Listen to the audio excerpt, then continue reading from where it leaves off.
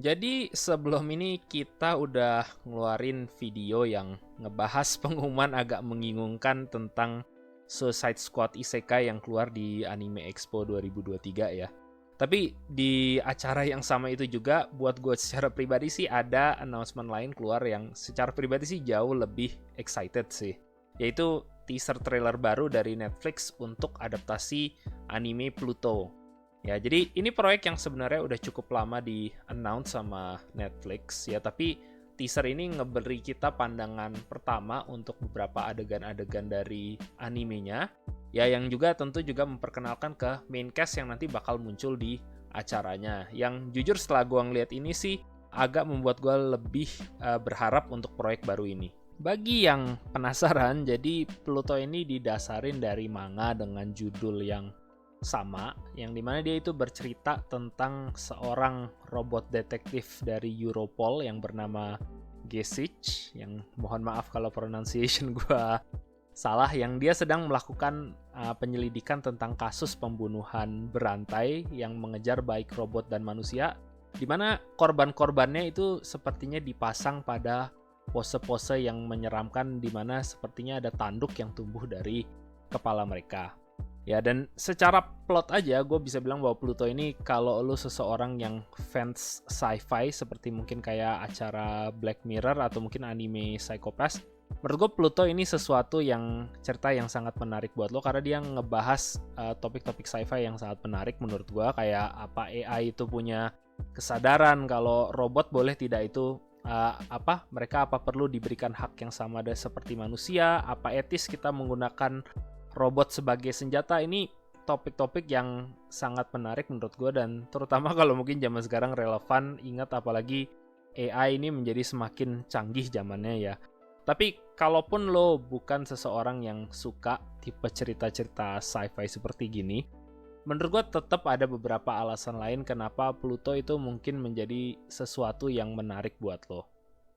Alasan pertama menurut gue kenapa lo perlu coba Pluto ini mungkin tuh dari pengarangnya itu sendiri, yaitu Naoki Urasawa gitu ya. Jadi kalau ada yang nggak tahu, Urasawa Sensei ini salah satu mangaka legendaris ya menurut gue. Yang utama sih dia mungkin paling terkenal itu dari ketika membuat Monster, dan kalau gue sendiri tentu favoritnya itu dari 21st Century Boy dulu dia sebagai penulisnya. Dan kalau lu pernah ngebaca atau nonton salah satu dari karya dia itu, lu pasti tahu kalau Urasawa Sensei itu dia gue bilang tuh master kalau misalnya dia ngebikin cerita misteri dan thriller gitu ya. Kayak ngebaca karyanya dia tuh kayak kerasa banget ketegangan atmosfernya di dalamnya ketika plotnya itu berjalan. Dan di Pluto ini nggak berbeda juga, dia ngebawa atmosfer Urasawa yang sama itu. Jadi kalaupun lo bukan fans ke setting sci-fi futuristic gitu, secara sendirinya ini menurut gue tetap manga mystery thriller yang sangat menarik gitu ya. Jadi vibe-nya tuh kalau gue paling bilang bisa deket tuh kayak kerasa kayak versi manga dari film Blade Runner zaman dulu yang dimainin sama Harrison Ford kalau ada yang inget. Ya, jadi film lama dari tahun 80-an.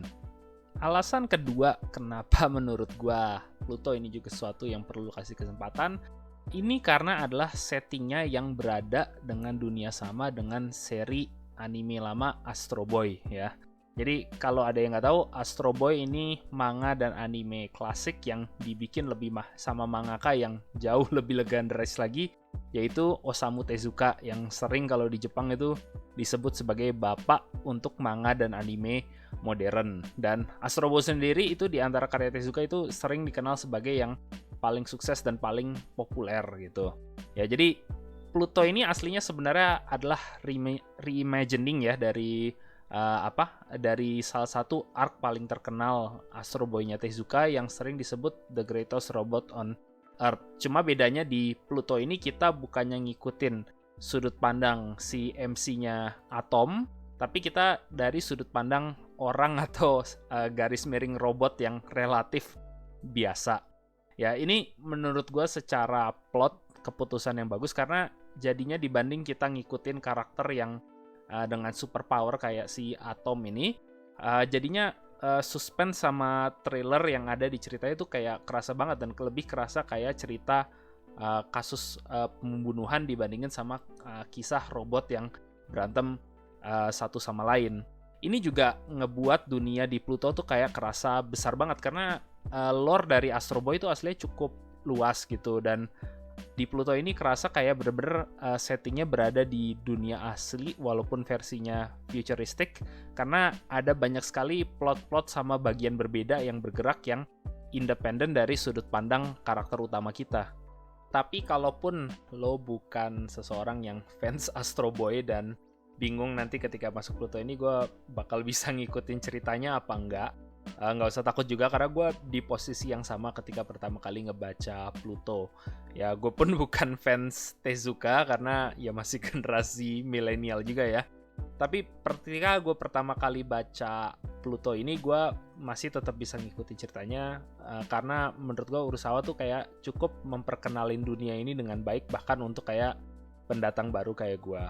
Ya, jadinya malah gue setelah baca Pluto ini malah jadi lebih apresiasi ke karya-karya lama Tezuka, karena pertama kali gue ngebaca ini dan gue sadar ini adalah crossover atau settingnya sama dengan dunia Astro Boy. Gue tadi mikir ini pasti reimagining total kan ya dari Urasawa, karena gue juga setaunya Astro Boy itu karya yang kekanak-kanakan ya, kayak Doraemon atau Shinchan. Jadi ya kayak gue penasaran seberapa banyak di reimagining, dan gue coba ngebaca arc asli yang katanya waktu itu diadaptasi sama Urasawa, dan gue cukup kaget buat nemuin karena walaupun Pluto emang punya tema sama atmosfer yang lebih dark, topik-topik utama yang dibahas di Pluto ya, kayak tema-tema mendalamnya itu aslinya sudah ada di karya Astro Boy yang aslinya. Jadi gue tuh juga sangat apresiasi di situ karena gue baru tahu bahwa ternyata karya Tezuka tuh juga banyak ngebahas topik-topik yang penting gitu ya, yang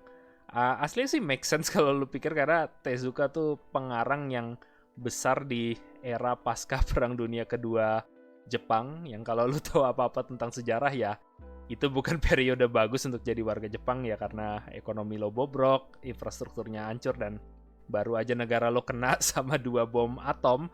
Ya jadi di situ tuh Tezuka tuh aslinya banyak sekali ngebahas topik-topik penting kayak pesan anti peperangan dia, atau bahkan penggunaan teknologi sebagai senjata. Itu banyak aslinya yang dibahas di Astro Boy asli, yang menurut gue itu penting juga karena kalau lo inget sejarah anime itu banyak pengaruhnya ke anime-anime yang ngikutin, kayak contohnya Gundam atau Macross yang juga ambil tema-tema sama. Dan mungkin tanpa Tezuka ini, anime dan manga modern sekarang itu nggak punya topik-topik yang lebih serius atau dewasa, apalagi kalau bandingin kayak sebagai contohnya kayak di animasi di barat.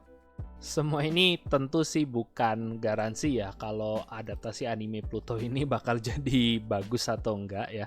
Tapi ya nanti begitu datang di Oktober 26 ketika rilis ya, mungkin kalau lo lagi cari anime ini mungkin bisa menjadi beberapa alasan kenapa lo mencoba deh nanti menonton Pluto ini, karena menurut gue ceritanya sih tetap memang sesuatu yang masih sangat bagus. Ya, in the meantime kalau lo misalnya dengar dan tadi ini alasan-alasannya mungkin menurut lo cerita yang memang udah cocok dengan lo dan lo mau baca manganya sendiri, mungkin bisa langsung karena manganya Pluto ini udah lama tamat dan bukan bacaan yang terlalu panjang, dan di Indonesia pun kalau nggak salah sih udah ditranslasi semua sama MNC kalau nggak salah deh. Gue nggak tahu apa di Gramedia lo masih bisa nemu, tapi kalaupun nggak ada, gue yakin cari di online baik itu Tokped atau Bukalapak, lo bisa cari kopinya secara full untuk ngebaca Pluto. Ya, tapi anyway ya guys, itu ya hanya sedikit dari gue ingin nge-highlight untuk salah satu manga favorit gue. Ya kalau lo suka dengan video ini mungkin bisa ngedrop like atau subscribe ke kita di bawah, dan mungkin kalau lo ada masukan atau pendapat lain tentang Pluto bisa juga tulis di bagian komen di bawah. Dan sekian dulu mungkin dari gue, dan sampai ketemu lagi next time.